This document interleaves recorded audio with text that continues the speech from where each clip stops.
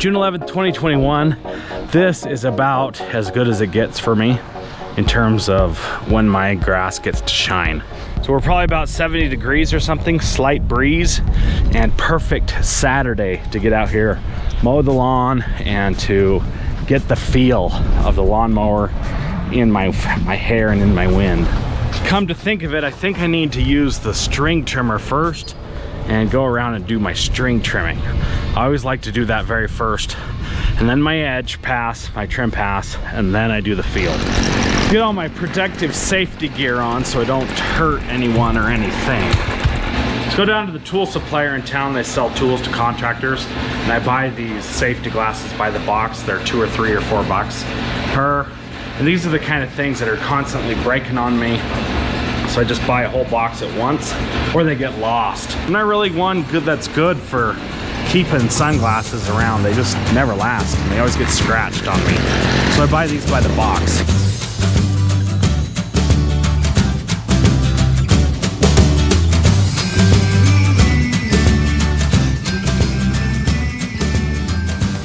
Got the edging done. Now I like to run around with the old Greensmaster walk behind on the edges to do the trim pass. Then I may pull out the 3100 or just go with the walk behind, I'm not sure. So the lawn's pretty wet. I was running the sprinklers yesterday or last night. Riding mower, when it's wet, it'll just leave a bunch of divots in the ground.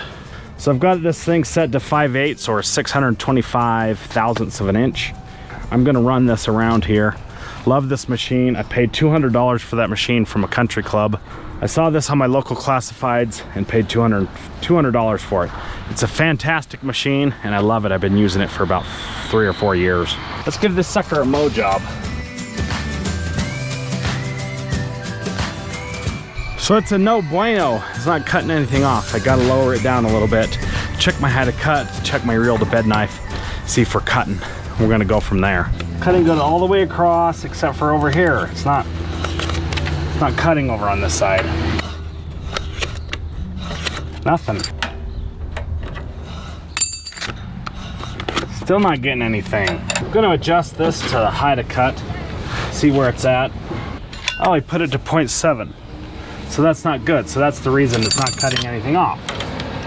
All right, so there it is. I set it to 0.55. This is not the kind of mower that you're gonna want to adjust constantly, your high to cut. You set it one time and then you forget it. So that being set to 0.55, we should get a decent cut now. So let's see what we got going on.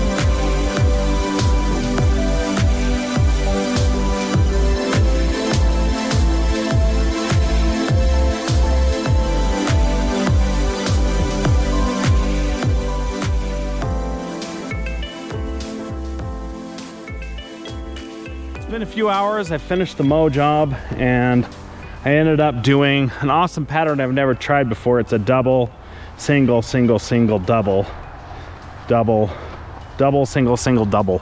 It looks pretty cool. I'm happy with how it turned out.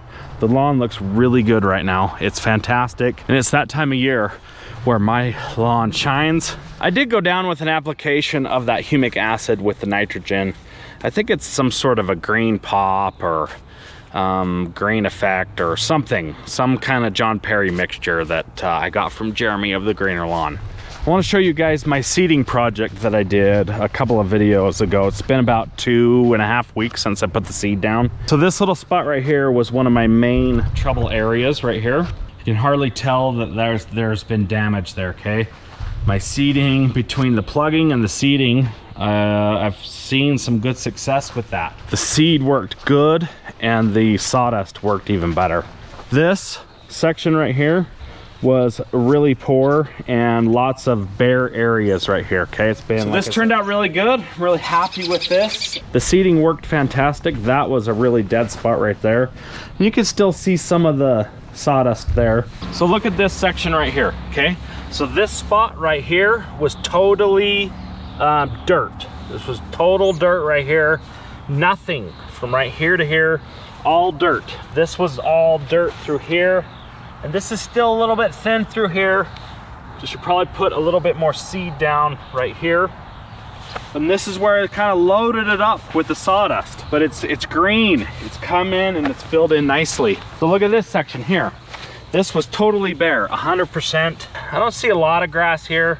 I still see a lot of sawdust. This is still pretty thin through here, but this is a million times better than what it was before. Look how good the lawn looks through here. It's fantastic, it's beautiful, it's green. Look how awesome that looks there. Those are stripes from about Thursday, okay? Today is Saturday, those are Thursday stripes. And then I came through here with the walk behind. Beautiful looking lawn, it's shining and it's very, very pretty. There are definitely some trouble spots that are still filling in from the 2 years ago that I did the renovation, but it looks good and I'm very happy with the results so far. This section right here, if you can see right there, that's where I dug the trench for the electrical for my shed. So I came out right here and I had this all torn up right here. And I'd have to say there was no grass right here before, and all things considered, looks pretty good. Obviously I've still got a big bare spot right there, but this was all a big trench with no grass in it whatsoever. Same for here, right here. So you can see this trench, it's all filled in. Not all filled in. 75% filled in. Maybe not 75, maybe 65%. But look how good that looks.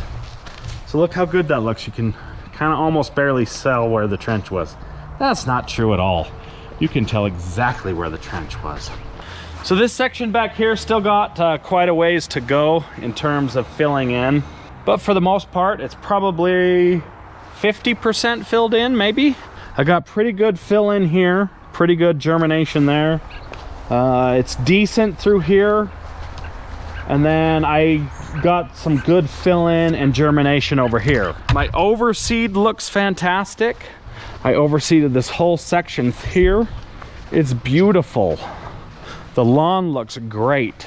Got all my annuals planted. My baskets are in. My beds, I edged my beds right here.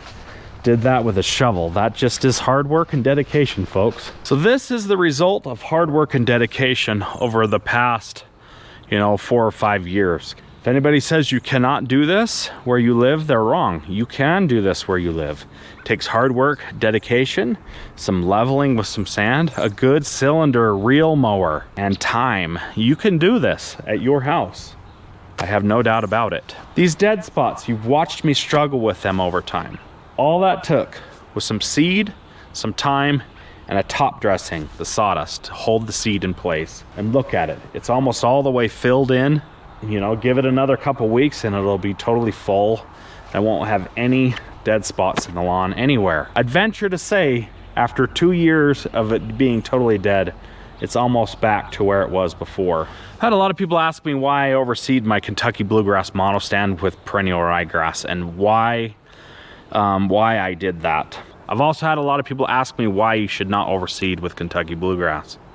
This is a long drawn out conversation and that's a long drawn out answer. Kentucky Bluegrass takes a long time to germinate. And it's hard to get established because it takes so long. It can take up to 22 days or something like that to germinate. In most cases, that stuff will germinate in about 4 to 7 days or something like that. But to get a lawn established with Kentucky Bluegrass, it can take a while. With Kentucky Bluegrass, you need to let it sit and do its thing so it can germinate and start to grow. So in the meantime, while you're waiting for that germination with the Kentucky Bluegrass on an overseed, your lawn is starting to grow, and it's starting to get taller and taller, and you're developing a shade problem for your little seedlings for your Kentucky Bluegrass. So you got yourself a little bit of a pickle. Your seedlings needs sun, and you can't mow because you don't want to ruin your seedlings, but you've got to mow because it's too tall. So that is why it's very difficult to overseed with Kentucky Bluegrass, because you're kind of in a catch-22 where you need to mow, but you don't want to mow because you don't want to disturb. That's why perennial ryegrass is good for an overseed, because it grows quickly.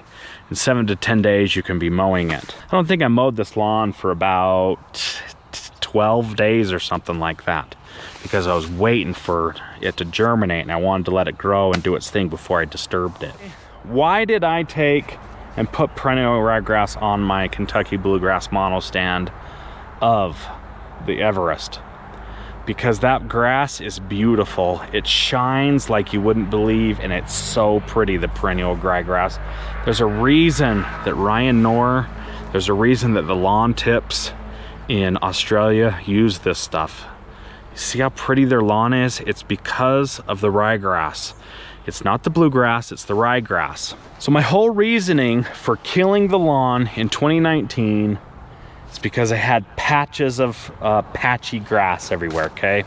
I don't know if it was POA, perennial ryegrass, crabgrass, or whatever it was. I know it wasn't crabgrass, weedy grass, or whatever. I had patches of stuff everywhere, okay? And if you've been doing this for a lot of years like I have, you want perfection, you want it all to look even and smooth, and you don't want little patches here. So that was the reason that I killed it originally, okay? Because I had little patches of stuff here and there. I killed the lawn, reseeded it, grew it back, and guess what happened? It did not fix the problem that I intended to fix from the beginning. It started to grow back, and the POA was still there. The ryegrass was still there. I was not able to accomplish what I was trying to accomplish with the full kill and renovation. Why? I don't know. Probably because I didn't kill it and re-kill it and re-kill it. I killed it, and then I put the seed down immediately, and it died and grew in at the same time. And that's probably the reason that I probably didn't kill everything all in the first shot.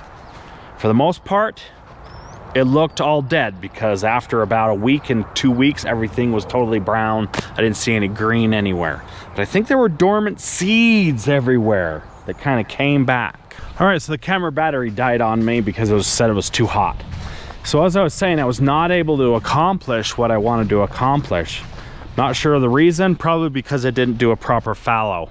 So because I was not able to accomplish it, I had POA everywhere once my Everest filled in, and it didn't have that shine that I had before. Maybe it's because I took out the ryegrass or something, but I had patches all over the place after it grew back. And so I was like, well, if I wasn't able to accomplish what I was trying to accomplish from the beginning, screw it. I want to put the ryegrass back in there because it's amazing.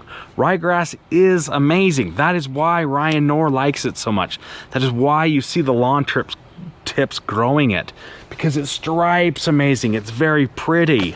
It truly is amazing. I call it cheater grass because all you got to do is throw some seed down and you can have an amazing looking lawn with doing almost no effort. You just throw the seed down, then you mow it, and it looks freaking awesome.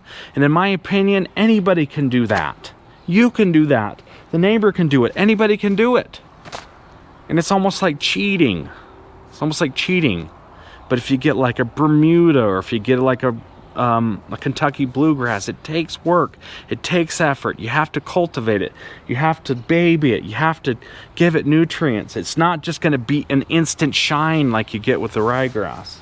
I felt like I was getting a lot of pressure from my viewers because it wasn't filling in exactly as fast as they thought it was going to fill in, and it didn't have the desired look that I was looking for. So I just said, screw it, I'm going to put the ryegrass down and it's going to look amazing. And I'm like 2 weeks in to overseeding with ryegrass, and lo and behold, it looks amazing. It's freaking awesome. Got some looky-loos over there. See them? Those guys. So that's why I put it in there, and that's why I decided to go with it. And I'm gonna get the naysayers out there and go, somebody's gonna be out there in internet land saying, you know this, you know that, no, no, no, no, no, you can't do that. No, you cut the grass that short. You can't do that for this reason. And I'm gonna get the naysayers out there and go, you said. Well, maybe I did say, but I don't freaking care. I'm doing this for me. I mow the lawn and make it look awesome because I like doing it. Because I like it when somebody comes by and says, hey, it looks good, great job. I like that, okay? And I like that you guys are out there watching.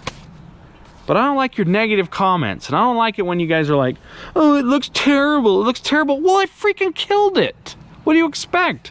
Like, it took me 5 years to get it to look like the way I had it before I killed it. 5 years. Having a lawn like this does not happen overnight, folks. It takes time and it takes work. You have to be willing to put the work in if you want something that looks like that. Okay, one last thing before I go. See this house, okay? This house looks oddly familiar, okay, to this one. Just saying. Just saying. See the board and bat? Okay, the vertical lines of the house, board and bat.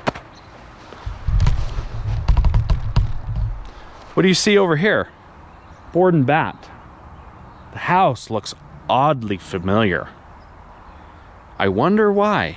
So when you guys are sitting over there saying, oh, the house across the street looks so amazing, I wonder why. It is not a coincidence that that house across the street looks like this house. There you go, folks. I appreciate you guys. You guys are the reason I make these videos. If you weren't watching them, I would not be making them. And I appreciate your feedback. Thank you for commenting below. The comments drive YouTubers. Comment below and tell me good or bad. This is what YouTubers thrive on. They thrive on interaction. They want the interaction from the viewer. We love you guys. And we thank you for watching, and I will see you in the next one. So I'm not gonna sit here and lie to you and say that was an awesome mow job, because it really wasn't an awesome mow job. Those stripes are freaking terrible, and I've got some serious issues with truck. Go away, car. Go away, car. Hey! Thanks, guys. Just keep working, you'll get there. Yeah, thanks a lot. See you later. So the mower just kind of wants to just go left.